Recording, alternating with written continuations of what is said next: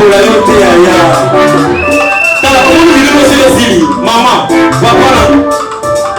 Batu ba koya ko témoigner awa mama. Dadi, batu ba koya ko témoigner awa soki milulu esili. Milulu sile sili. Etulu ku ya batu ba kosala mulungu. Awa ko témoigner moko moko. Siko sala ko mulungu. Esobi pambola. Sala ko ya tokia.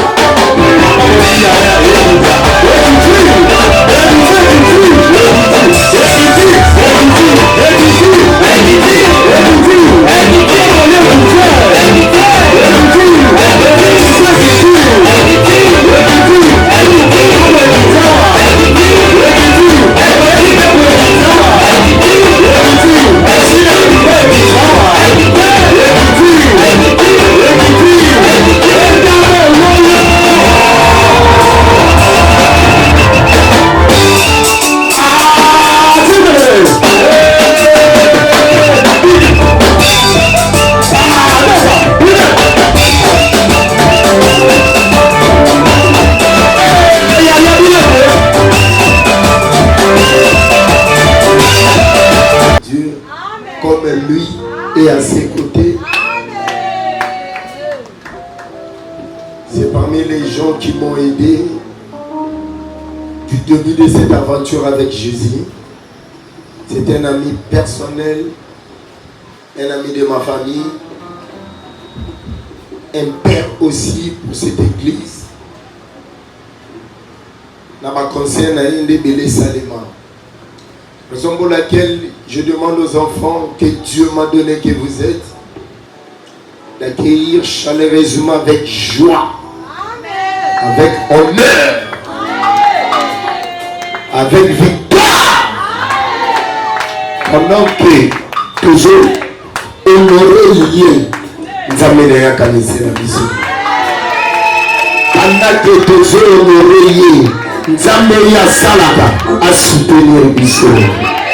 Yoseko ezana ye aye nango awa tika nzambe atika yango lolenge mameta lobaka awa biso tofibaka tozofiba ye grâce onction nzamba korenouveler yango après mais oyo aye nango eza mpona biso yango wana totokoli maboko likolo tozobeta maboko et nous invitons le révérend apôtre Ebitini, que le Seigneur nous bénisse.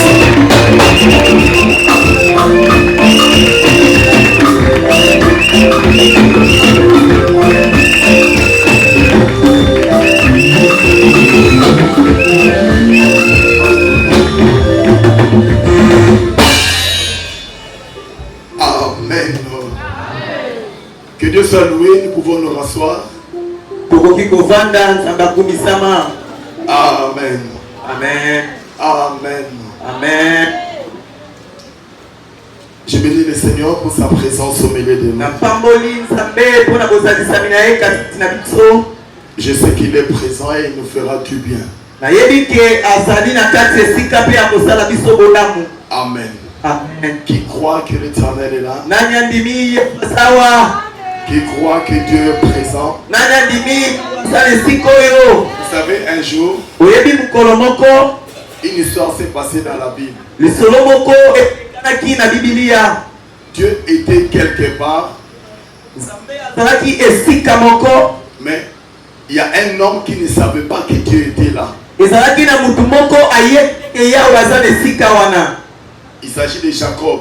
Dieu était présent. Mais Jacob ne savait pas. Alors ce soir, je n'aimerais pas que tu fasses comme Jacob. La Bible dit à un moment donné, Jacob a dit certainement l'Éternel est ici. L'Éternel était ici. Moi je ne le savais pas. Écoutez-moi très bien. C'est possible que Dieu soit quelque part sans qu'il se manifeste.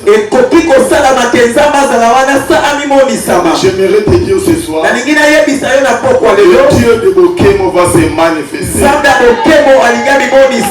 Moi tu acclames le Seigneur très fort. Amen. Amen. Gloire à l'Éternel. Matondo na Yahweh. Prêcher la parole n'est pas seulement un honneur, mais c'est aussi une grande responsabilité. J'aime toujours prendre cela dans l'aspect responsabilité.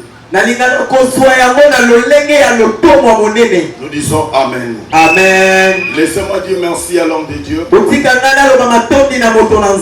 le pasteur Guilain, avec qui nous avons une histoire. Amen, amen. Amen. Je ne crois pas que ce soir il m'a invité parce que je suis son ami. Non. Il m'a appelé aussi parce qu'il sait qu'il y a une grâce dans la vie de cet homme. Daddy, merci. Papa je n'oublierai pas ma mère. Elle, je l'aime plus trop. Alléluia. Amen. J'aime la voir prêcher. Mamie. Amen. Amen. Je vous dis aussi merci, vous qui êtes là pour écouter la parole. Je ne serai pas long, mais Dieu nous fera du bien. Je suis dans le livre de Psaume 84. Pour ceux qui écrivent, Psaume 84. Je lis le verset.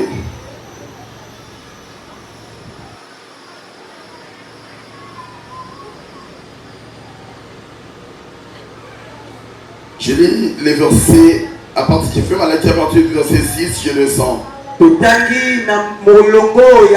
Motoba. L'Alliance dit, heureux ceux qui placent en toi leur appui. Ils trouvent dans leur cœur le chemin tout tracé. Lorsqu'ils traversent la vallée des Baka, ils la transforment en un lieu plein de sources. Et la pluie la couvre aussi de bénédictions.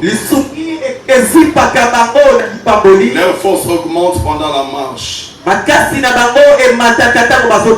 se présentent devant Dieu à Sion. Ésaïe chapitre 40, les versets 30 et 31. Ésaïe 40, versets 30 et 31. Isaïe mokapoya tukuminei olongoya kotanga tukumine na moko. Ésaïe 40, versets 30 et 31, l'Alliance dit, les adolescents se fatiguent et se lassent, et les jeunes hommes chancellent. Mais ceux qui se confient en toi, ceux qui se confient en l'Éternel renouvellent leur force.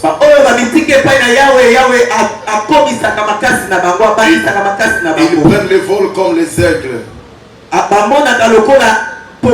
Ils courent et ne se lassent point.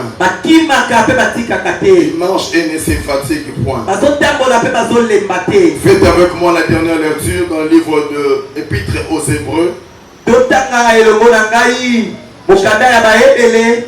Épître aux Hébreux, je suis au chapitre 11. Au chapitre 11, je viens faire ma lecture au verset 21.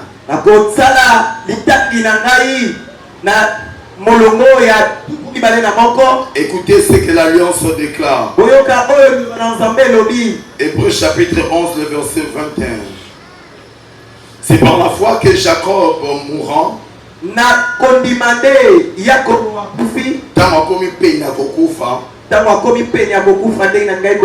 bénit chacun des fils de Joseph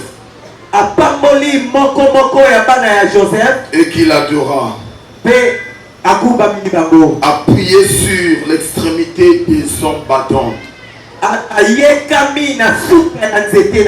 Éternel, bénis ta parole. Une fois tu as parlé, deux fois nous avons entendu que la force nous vient de toi. Ce soir parle encore. Nous allons écouter deux fois et nous marcherons selon les prescrits de ta parole. Bénis ton peuple par cette parole. Au nom de Jésus, nous avons ainsi prié. Amen. Amen. Acclamons le Seigneur très fort. Le sous-thème que nous allons aborder ce soir, l'Éternel, le Dieu de mon appui. L'Éternel, le Dieu de mon appui. Alléluia. Amen. Est-ce qu'on peut le dire ensemble? L'Éternel, l'Éternel, le Dieu de mon appui.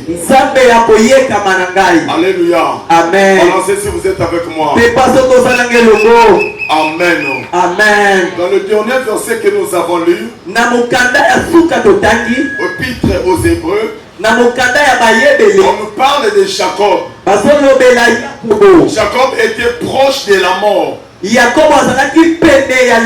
Lorsqu'il arrive proche de la mort, il demande son bâton.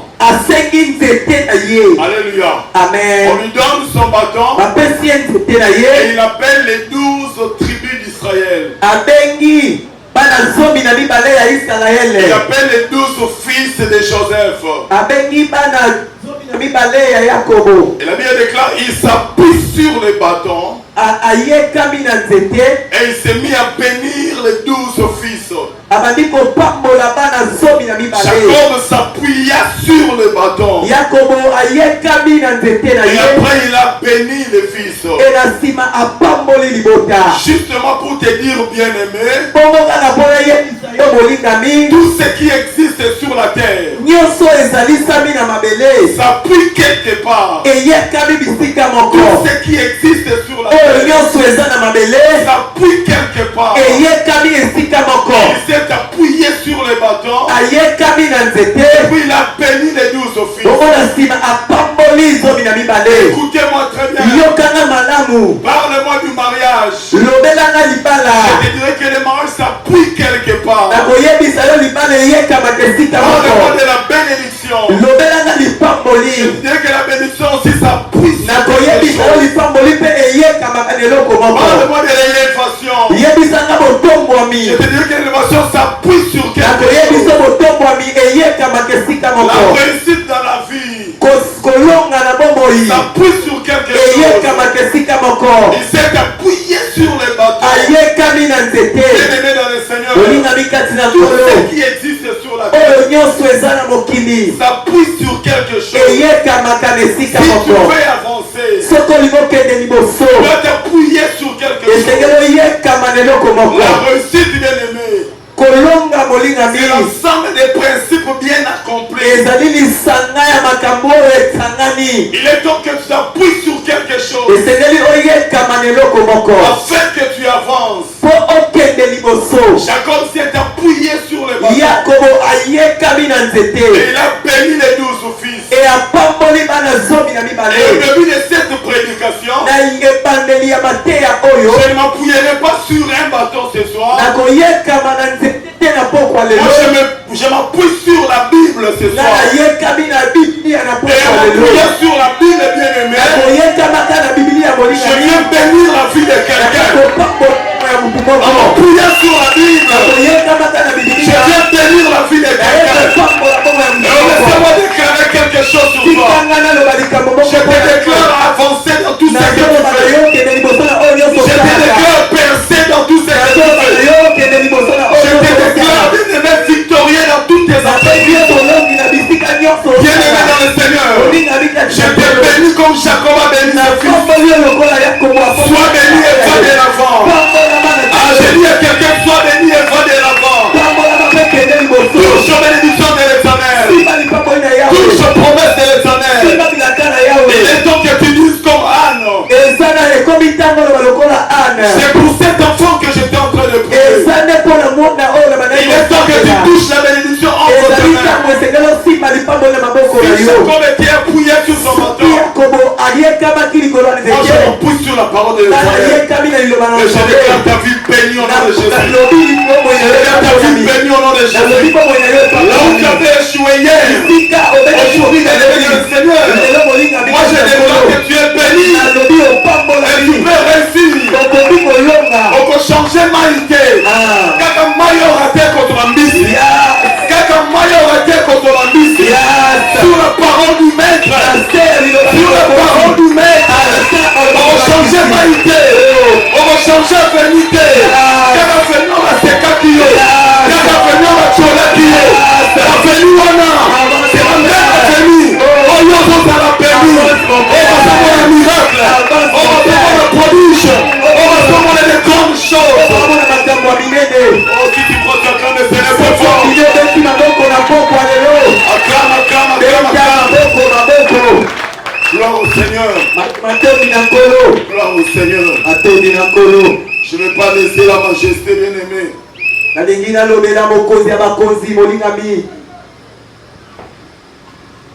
Alléluia.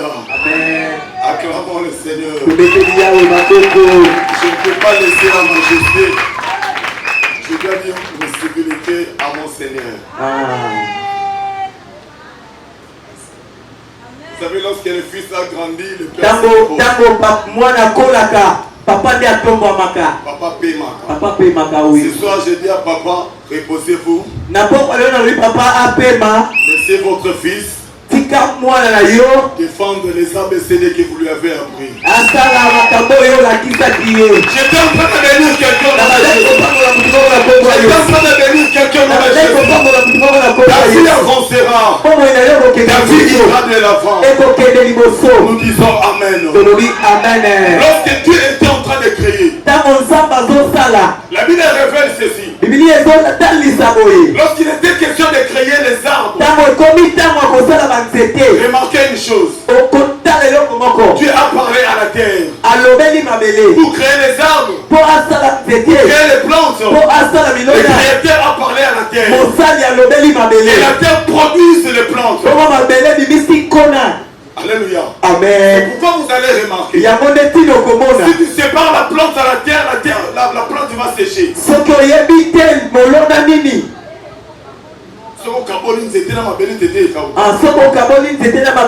Lorsqu'il était question de créer les poissons, le Créateur a parlé que l'eau produise les poissons. Alléluia. Amen. Mais lorsqu'il était question de créer l'homme,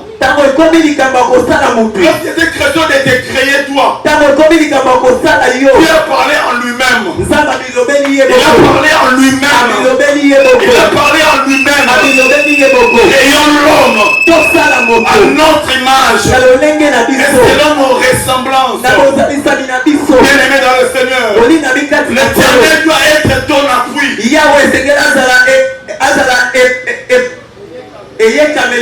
L'Éternel doit être ton appui.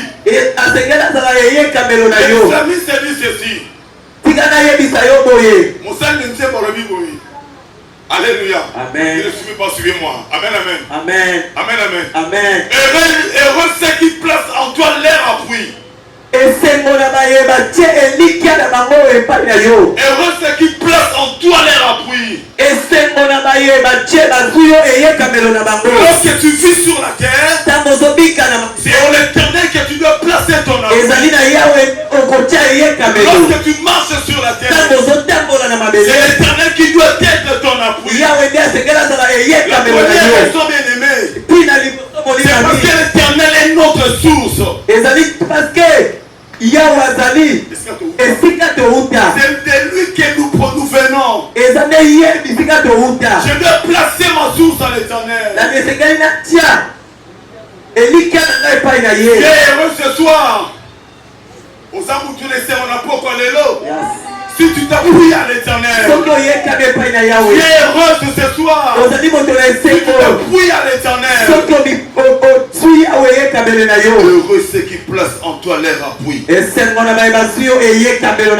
dans le Seigneur. L'Éternel est notre appui. Yahweh azali yekamelo na biso. J'ai dit à quelqu'un, Nazolo balande komoko. l'Éternel est notre appui. Yahweh azali yekamelo na biso. Ce soir, bien-aimé, Na pokwa lelo bolingami. apprends à t'appuyer sur l'Éternel. Yekola koyekame pai na Yahweh. Apprends à t'appuyer sur Yekola l'Éternel. koyekame pai na Yahweh. Apprends à t'appuyer sur Yekola l'Éternel. koyekame pai na Ne Yahweh. t'appuie pas sur un homme. Koyekame pai na mutu Ne te. t'appuie pas sur quelque chose. Koyekame pai na loko moko Mais te. appuie-toi sur l'Éternel. Yekame pai na Yahweh. Appuie-toi sur l'Éternel. Yekame pai na Yahweh. Il s'appuie à Baiba l'Éternel. yekamake pai na Yahweh. Yahweh déclare heureux. Biblia ezoloba bakoba sepela. Je suis heureux Naza na eseko. parce que je m'appuie à l'Éternel. Pamba te na yekame pai na Yahweh. Bien-aimé dans le Seigneur. Olingami kati na Yo nkolo. oyekamaka na nini? Amen. Alléluia. Amen. Yo oyekamaka na nini?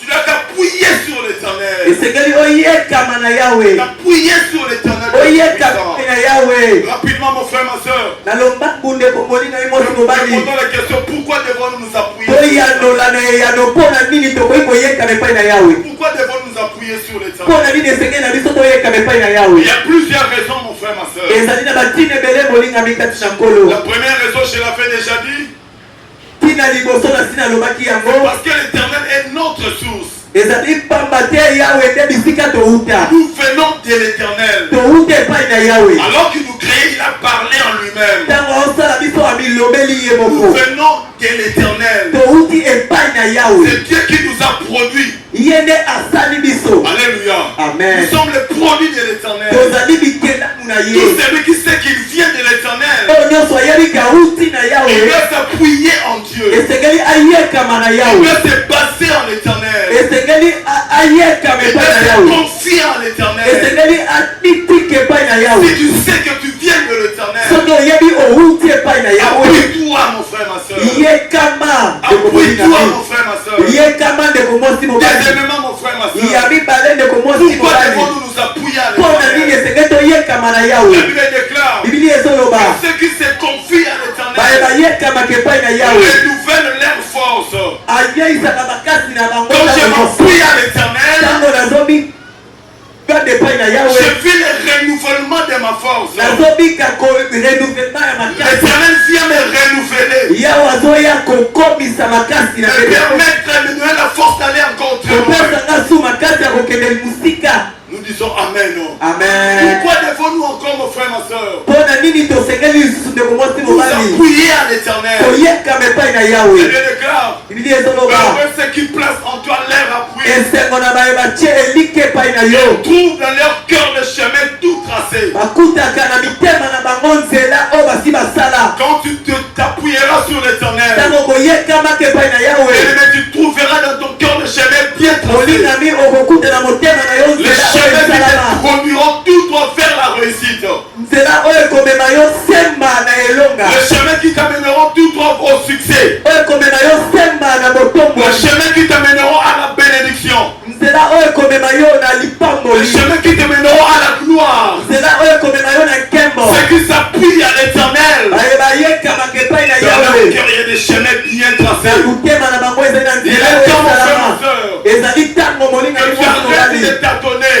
ya kotika kolukaluka, Car celui qui t'attend, pamba te oyo alukalukaka il perd le temps. abungisaka ngonga, Il perd le temps. abungisaka Oh, ngonga. si tu ne veux pas tâtonner, ntango tu dois t'appuyer à l'Éternel. esengeli oyekama epai na Pour que yawe tu trouves dans ton cœur des chemins bien po tracés. omona na motema na yo nzela Trajectoire de ta oyo vie. nzela oyo ya mokili na yo L'orientation de ta vie. etememaka La direction qu'il te faut. nzela oyo esengi yolanda. Beaucoup bien aimés dans le Seigneur. mingi balingami Jusqu'à ce jour, ntina ntango oyo ils sont comme Saoul baza lokola Saul, à la recherche des ânesses, bazolukaka bampate alors que Dieu lui prépare la royauté. wana nzambe abongisela ye bokonzi. Balancez avec moi. pepa na ngai elongo Beaucoup parmi nous bien aimés mingi kati na biso cherchent bolingami encore les ânesses. bazolukaka nano bampate, Cherchent encore les ânesses de leur papa. bazolukaka nano bampate ya tata na Mais bango, Dieu lui a prévu la royauté. me nzambe abongisela bango bokonzi. Celui qui s'appuie à l'Éternel baye bayekamaka epai na yawe trouvera le chemin bien tracé. bakutanaka na nzela Le chemin de la ebongisama, destinée bien tracé. nzela oyo ya ndele ebongisama Sur la terre bien aimée. na mabele bolingami. Dieu a déjà tout fait. Nous venons bien aimé marcher sur les choses que Dieu a déjà faites. Nous venons bien aimé découvrir ce que Dieu a déjà fait. Il a déjà tracé le chemin de chacun de nous. La direction que tu dois prendre. L'orientation que tu dois prendre. La route que tu ne prendras pas. Mais qui peut découvrir ces routes? Seulement celui qui s'appuie en l'éternel. Disons Amen. Lorsqu'il vient aimer, la Bible déclare, ils vont trouver le chemin bien tracé. Pourquoi encore mon frère, ma soeur? Je dois encore m'appuyer à l'éternel. La Bible déclare, lorsqu'il traverse la vallée des Baka,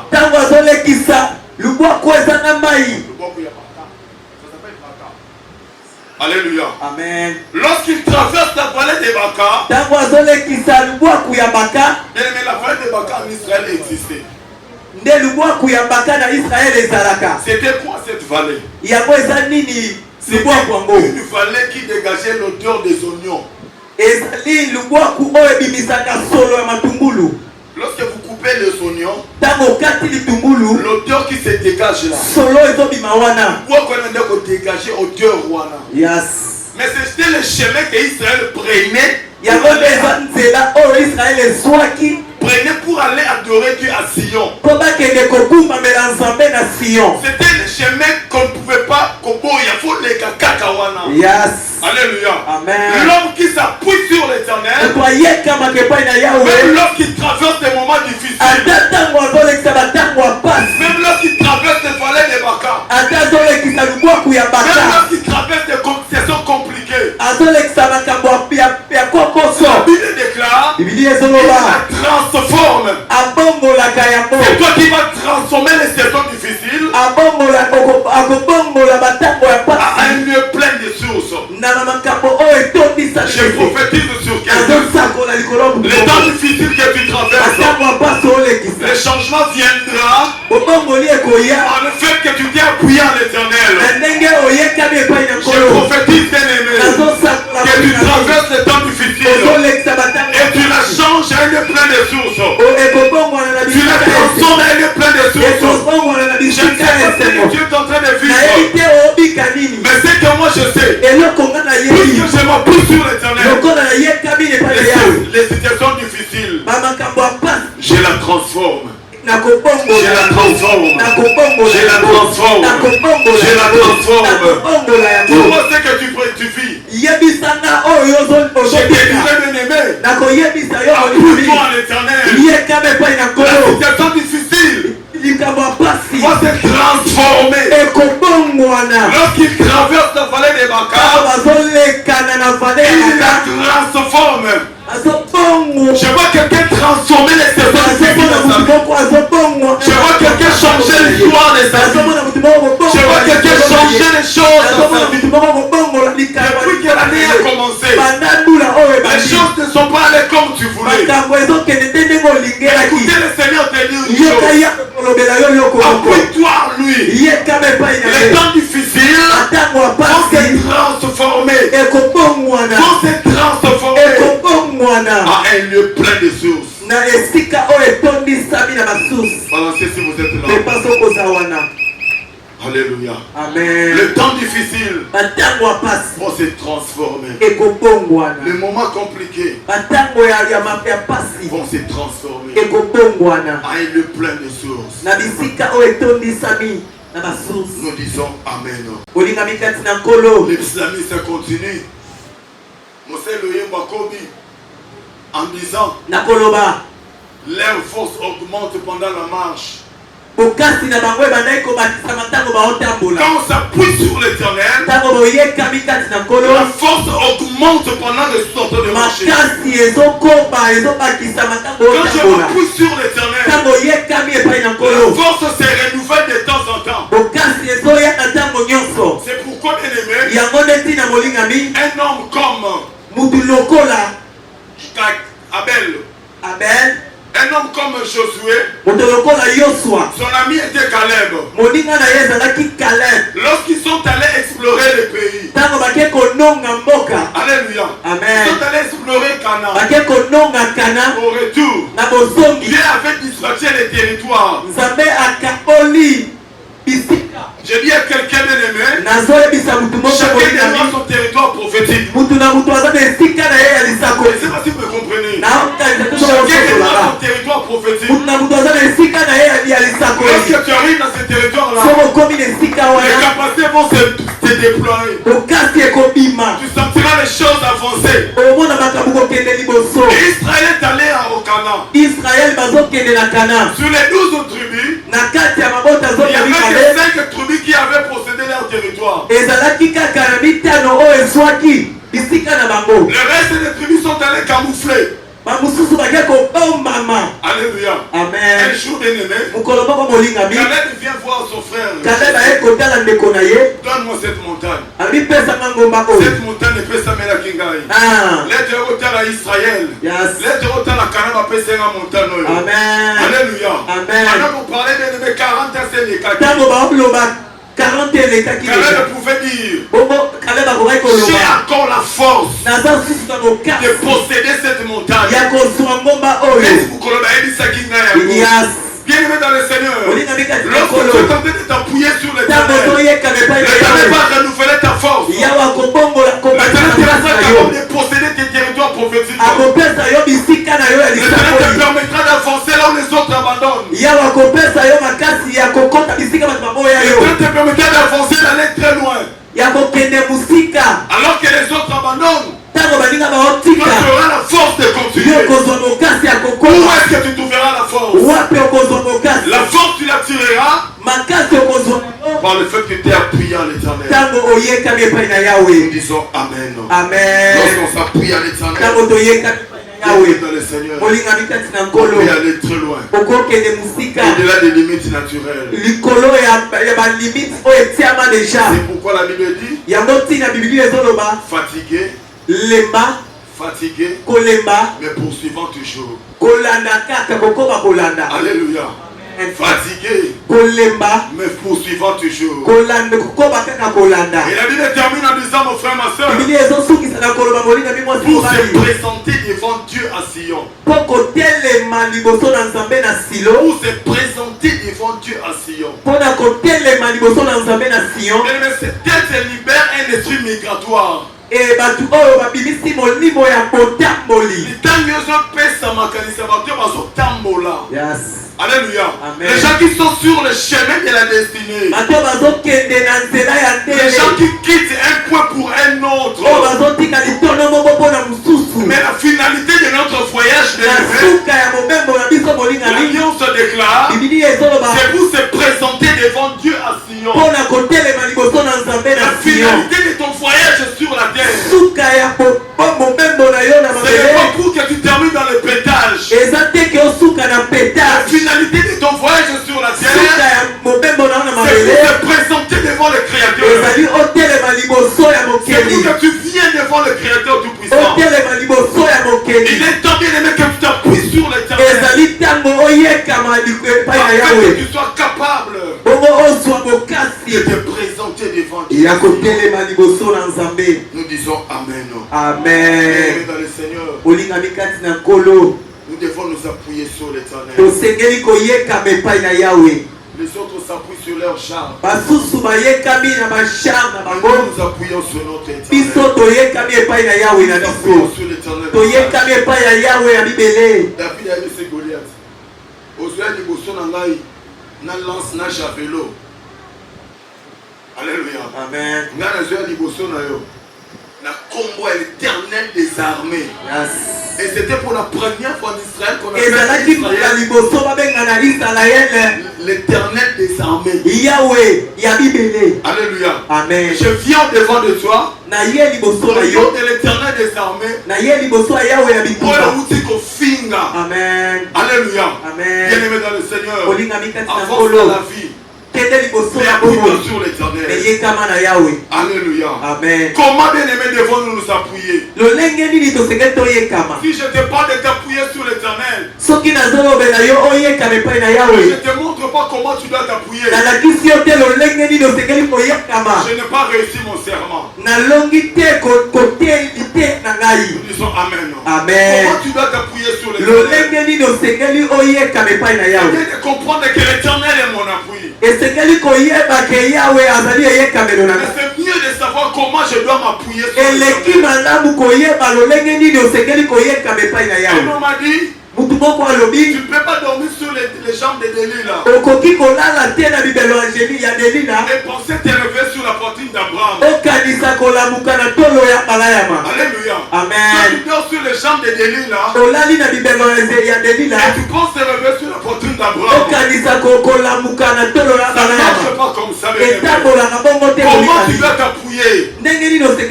Premièrement, mon frère, ma soeur, en se livrant totalement au Créateur. Voilà, c'est si vous êtes avec moi.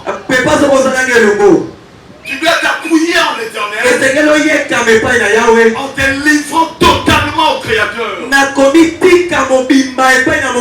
Un homme qui sait, une femme qui reconnaît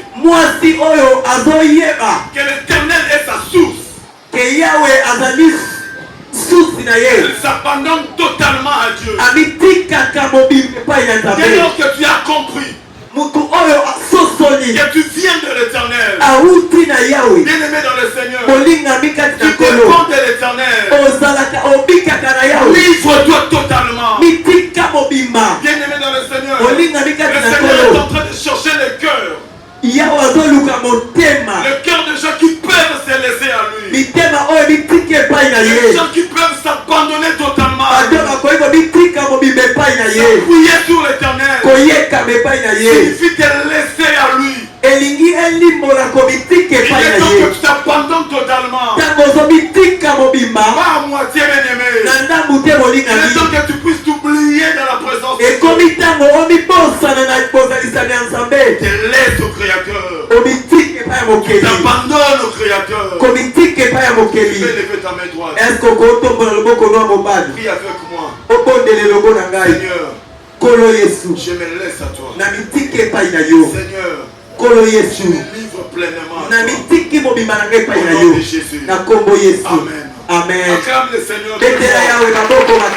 Bien-aimé, Dieu cherche le cœur.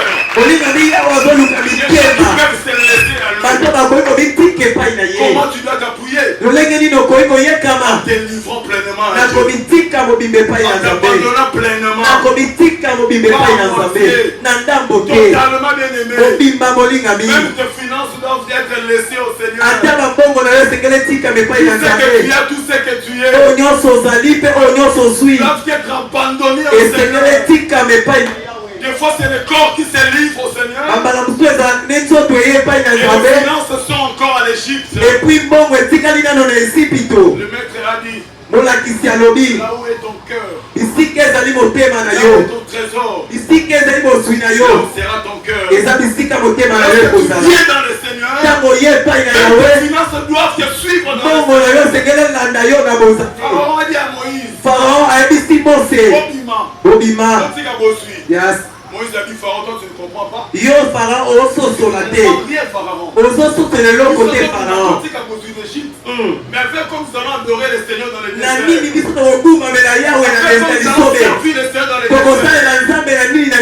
Un homme qui s'appuie sur l'éternel. Pour perdre des livres ses finances au Créateur. David a dit, nous recevons de toi ce que nous t'offrons. Si tu es sûr, c'est que tu possèdes. C'est Dieu qui te l'a donné. Tu n'auras pas peur de les rétrocéder. Livre-toi au Créateur. Comment tu dois encore bien-aimer t'appuyer sur l'éternel en obéissant à sa parole. Un homme qui se livre au Seigneur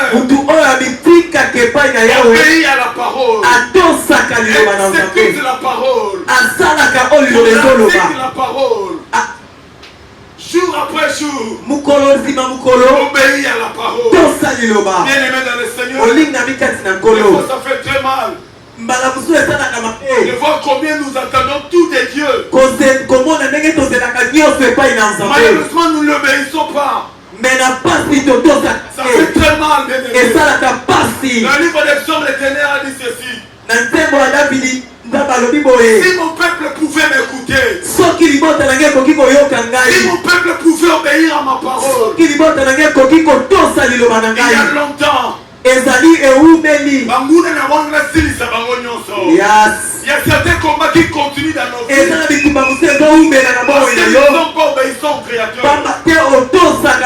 Celui qui se lève au Créateur, celui qui s'appuie au Créateur, obéit à son Créateur, obéit à Dieu, bien-aimé. Même nos personnes ne te connaissent chrétien, même nos personnes ne te connaissent serviteur, obéis à Dieu. L'hypocrisie dans le monde spirituel n'existe pas.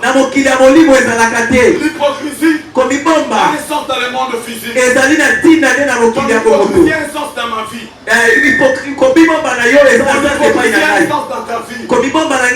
Mais dans le monde spirituel, l'hypocrisie n'existe pas. Marche correct, mon frère, ma soeur. Obéis à la parole. Tu attends que l'Éternel puisse t'élever, t'amener obéis à la parole. C'est que tu fais dans le secret. C'est ce que tu es. Même si ici je prêche la parole, si dans le secret je me masturbe, je dois arranger ma vie, mon frère, ma soeur. Il s'élève à l'église de Jésus aujourd'hui une génération de gens qui se masturbent tous les jours. Venant à l'église écoutant la parole, obéir à la parole, mon frère, ma soeur. Abandonne la masturbation. À chaque fois que tu le fais, tu le fais avec un mari de nuit, tu le fais avec une femme de nuit. L'église est remplie de masturbateurs. Obéis au Créateur. Si tu t'appuies au Créateur, apprends à lui obéir. Pourquoi vous m'appelez Seigneur, Seigneur? Vous faites pas ce que je vous dis. Obéis à la parole, mon frère, ma soeur. Au-delà des apparences, au-delà des attitudes que tu peux présenter devant nous, tiens ceci, mon frère, ma soeur. L'œuvre de Dieu, ce qui importe, c'est pas d'abord ce que tu fais. Ce qui importe, c'est ce que tu es devant Dieu. Si Dieu devrait parler ce soir, si Dieu devrait parler ce soir, par rapport à chacun de nous, essaie un peu de te poser la question. Qu'est-ce que Dieu dira de ta vie ce soir? Obéis à Dieu, mon frère, ma soeur. Obéis à Dieu. Tu t'appuies sur l'Éternel en lui obéissant. Nous disons Amen. Amen. Alléluia. Amen. Il y a des gens qui vivent le péché, bien-aimés. Plus nous servons le Seigneur, plus nous écoutons la parole, nous devons nous séparer du mal. Nous disons Amen. Amen. La mort de Jésus suffit pour que nous abandonnions tous les péchés. Alléluia. Amen. À moins que tu aies la bonne volonté. L'Alliance dit, si vous avez la bonne volonté, vous mangerez les meilleurs produits du pays. Cela signifie, appelons ce petit enfant dans la bonne volonté. Amen. Non pas la bonne volonté d'abandonner ça. Dégainer les gens, injurier les gens. Ou bien tu es un beau seigneur de troubles. Dans tous les une simple bonne volonté, tu t'abandonnes au Seigneur. Amen. Nous disons Amen. Amen. Comment je dois encore m'appuyer à l'Éternel? Je m'en vais terminer. En étant conscient de ta responsabilité. responsabilité na yo. Balancez si vous êtes avec moi. Mais pas sur vos anangelo. Alléluia. Amen. Comment tu peux t'appuyer au Créateur? Celui qui s'appuie au Créateur, bien-aimé dans le Seigneur, il est conscient de ses responsabilités. Il est conscient de ce que le Seigneur attend qu'il réalise. Il est conscient de sa mission sur la terre. Il est conscient de ce que le Seigneur attend qu'il fasse dans cette œuvre. Il n'est pas seulement conscient de ses droits. Il est aussi conscient de ses devoirs. Malheureusement, mon Seigneur, à l'église aujourd'hui, nous sommes plus conscients de nos droits que de nos devoirs. Tu es plus conscient de ce que Dieu doit faire dans ta vie. Mais tu n'es pas conscient de ce que tu dois faire pour l'éternel. À l'âge de 12 ans, on amenait Jésus dans le temple. Il déclare que quelque chose était fait après. Jésus était venu avec Marie et Joseph. Drôle d'histoire. Aucun mois, sur le temple. Ils se sont mis à chercher Jésus. Ils arrivent bien aimés au temple. Ils trouvent Jésus au milieu des docteurs de la loi. Les docteurs de leur posaient des questions. Et Jésus répondait. Et si Jésus pose la question, les docteurs étaient incapables de répondre. Marie était étonnée. De voir comment Jésus était avec cette intelligence-là. Après, Marie posa la question à Jésus. Pourquoi tu nous as fait ça? Ça fait 3 jours que nous te cherchons. Ton père, vraiment, ça ne va pas. Jésus a répondu. Pourquoi me cherchez-vous? Ne savez-vous pas que je dois m'occuper des affaires de mon père? Un enfant de 12 ans savait déjà que les affaires de son père ne peut pas transporter le mamaya. À l'âge de 12 ans, Jésus savait que les affaires de son père n'étaient pas faire la vaisselle à côté de Marie. À l'âge de 12 ans, Jésus avait la conscience de ses responsabilités. Non, quand tu as département Moroté, soit la côté département créera un problème. Ou soit encore tu es sous la liste des gens. Ou bien Ozali, tu servais le Seigneur hier. Parce que Matala qui est sur ma bête. Parce que mon bête comme on a dit ma bête. Au bimos sa décision. Non, ça l'a discuté. Écoutez-moi bien aimé dans le Seigneur. Lorsqu'on sur l'éternel, on devient conscient de nos responsabilités. On devient conscient de nos responsabilités. Jésus avait 12 ans. Cet âge-là était suffisant pour Jésus. De comprendre qu'il doit s'occuper des affaires de son père. Il doit s'occuper des affaires de son père. Cette affaire te concerne. Cette affaire te concerne. Il est temps que tu comprennes cela. Sors de ta négligence. Sors de tes raisons. Sors, bien-aimé. Sors. Sors. Lorsque Jésus viendra chercher les fruits, il faut qu'il trouve les fruits. Alléluia. Amen. Quand il viendra chercher les fruits, même si ce n'est pas la saison des figues, Jésus va trouver les fruits. S'il n'y a pas les fruits, il maudit l'arbre. Justement pour te dire, il y a des raisons qui ne tiennent pas. Raison est langue, ça ne tient pas debout. Il y a des gens depuis que l'année bannière ressemble là pour côté. Il pense que Mali, les enfants, ils restent dans la sélection dans Zambie. Amen. C'est ta fille qui fait sa vie, c'est son angoté. Mais il y a ceux qui parlent à laquelle on m'a dit. Amen. Lorsque Jésus vient chercher quelque chose en toi, il va trouver cela. Il va trouver cela. Il est dans mon frère, ma soeur. Que tu aies la conscience de tes responsabilités. Que tu comprennes que le Seigneur attend un travail dans ta vie. Que tu comprennes que Dieu veut faire avec toi quelque chose. Nous disons Amen. Un homme qui s'appuie sur l'Éternel, il n'a pas seulement conscience de ses droits, il a conscience de ses devoirs aussi. Rends à César ce qui est à César, et à Dieu ce qui est à Dieu.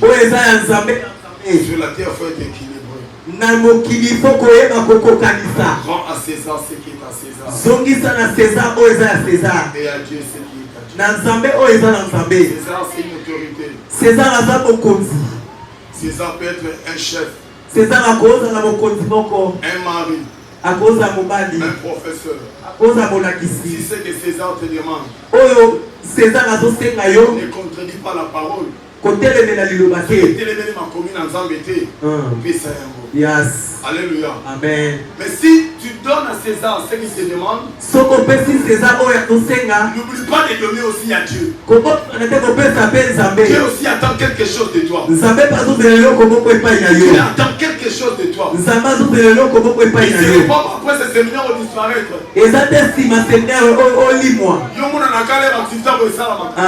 Après disparaître, ce n'est pas sérieux, mon frère, ma soeur. Il est temps que nous puissions prendre nos responsabilités. Nous sommes à l'époque de Josué. Josué arrive devant le Jourdain. Alléluia. Amen. Dieu a choisi de mettre le temps de la moisson. Et le temps de la moisson, bien aimé, les moments où ils sont pas là, les Jourdain sont vraiment ébélés. Alléluia. Amen. Et un moment, Jourdain sont vraiment ébélés. Et dans le cas qu'on a côté au maïs qui t'a ébélé.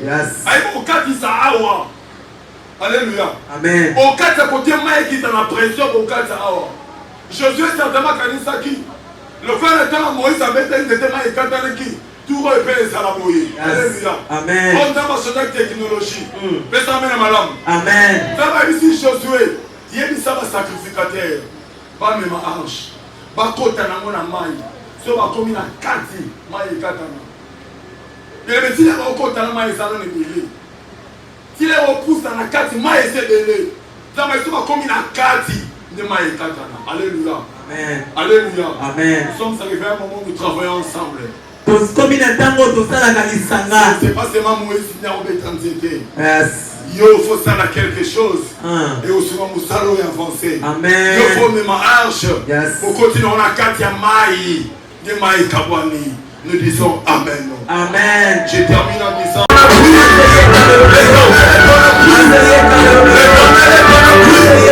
Le ciel est ouvert. Le Seigneur est dans la pluie. Le Dieu est dans la pluie. La cause est posée est dans la pluie. Et l'homme est dans la pluie. L'éternel qui est puissé est dans la pluie. Viens à tout faire ce soir. Viens à tout faire ce soir.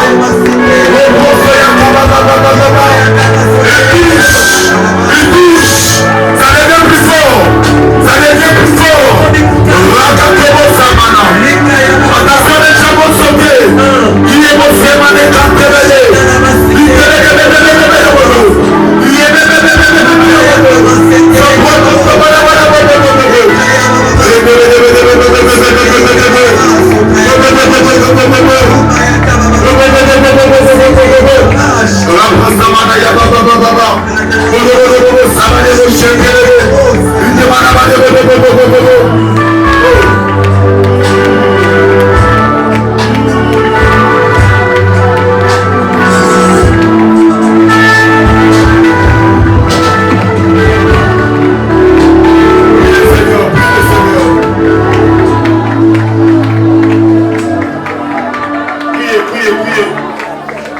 quelque chose se fait maintenant, priez. Il y a des maladies qui doivent quitter le corps maintenant. Il y a des gens qui doivent être délivrés maintenant. Maintenant, que l'onction de Dieu te localise. Que l'onction de Dieu te localise. Que l'onction de Dieu te localise. Que l'onction de Dieu te localise. Là où tu es. Que l'onction de Dieu te localise. La puissance de l'esprit. Le premier Seigneur. Il y a des gens qui sont délivrés. Il y a des gens qui quittent la vie. Reprends son il touche, il guérit, il transforme, il épate. Qui est en train de consoler une maman? Il y a une maman que Dieu console maintenant.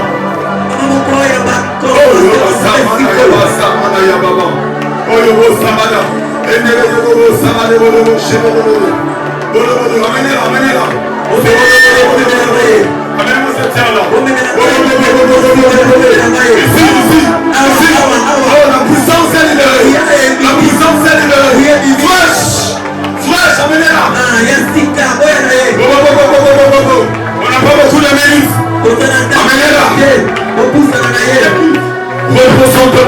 Amenez-la.